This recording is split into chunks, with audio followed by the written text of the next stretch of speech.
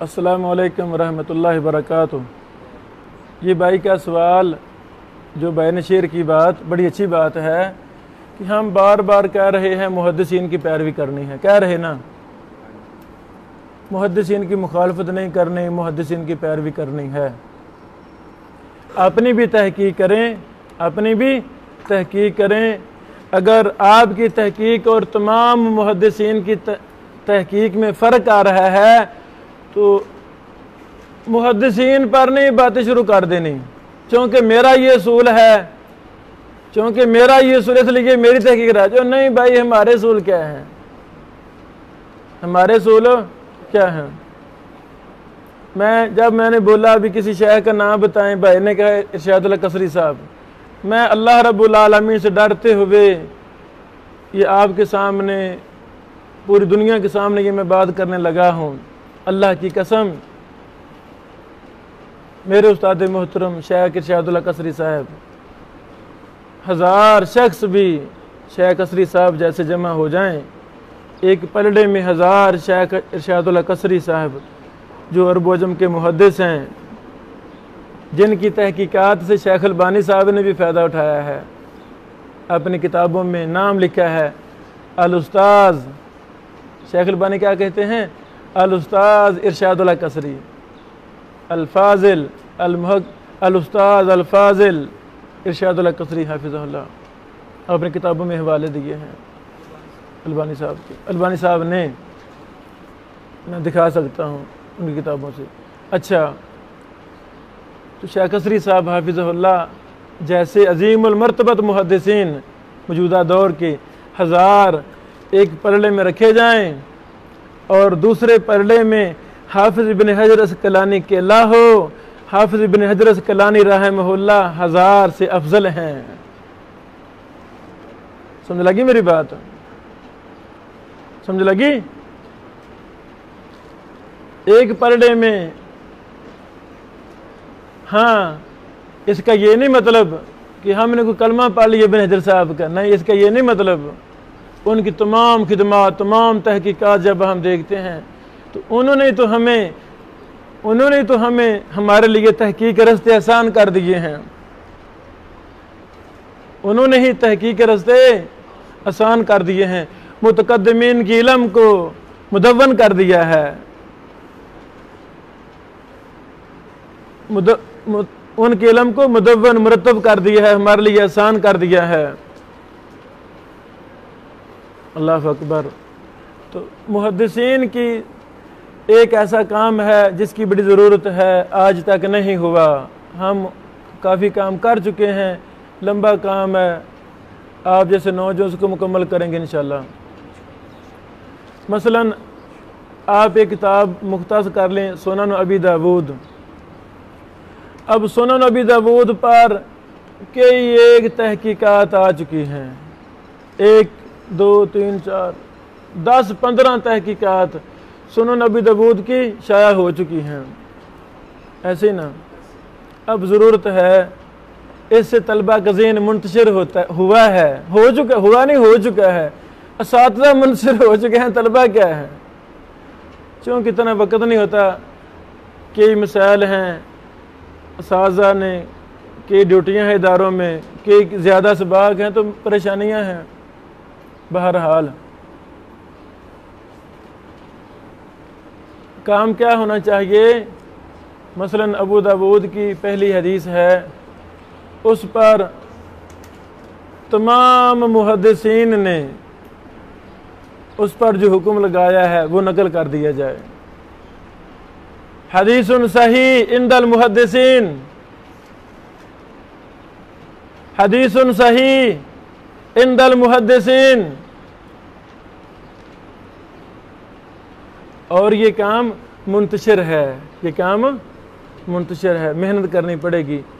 کچھ کام ہو چکا ہے، الدرر الثانیہ، الدرر الثانیہ، durr.net گوگل ایڈریس ہے، DORAR durr.net۔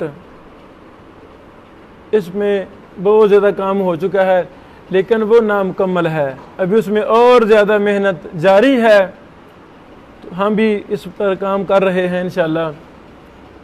حدیث ضعیف عند المحدثین، حدیث صحیح عند المحدثین، سمجھ لگی میرے خیال میں۔ تو ان محدثین میں یہ بھی ہمارے محدثین آتے ہیں جو موجودہ دور کے ہیں، جنہوں نے تحقیق کی ہے الگ الگ۔ ہاں جی، ہم ان سے بھی فائدہ اٹھائیں گے، پہلوں سے بھی فائدہ اٹھائیں گے۔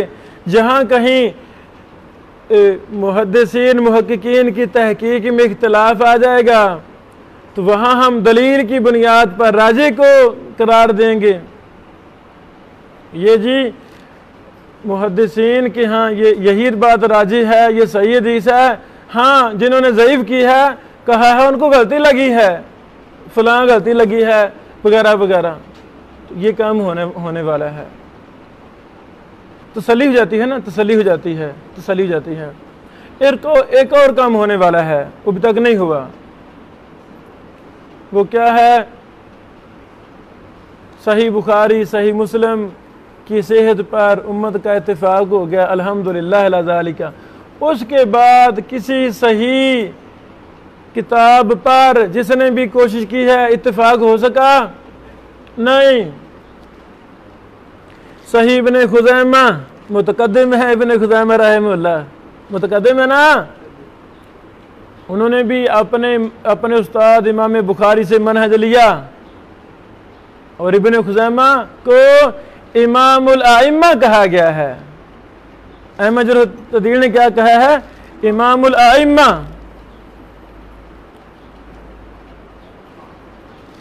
انہوں نے کوشش کی، پھر ابن خزیمہ کے شاگرد ابن حبان نے کوشش کی، صحیح ابن حبان۔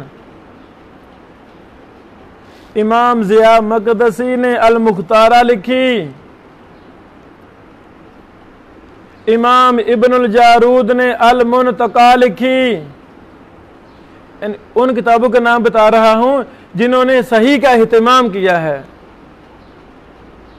صحیح ابن خزیمہ، صحیح ابن حبان، المختارہ ضیاء مقدسی کی، المنتقى ابن الجارود،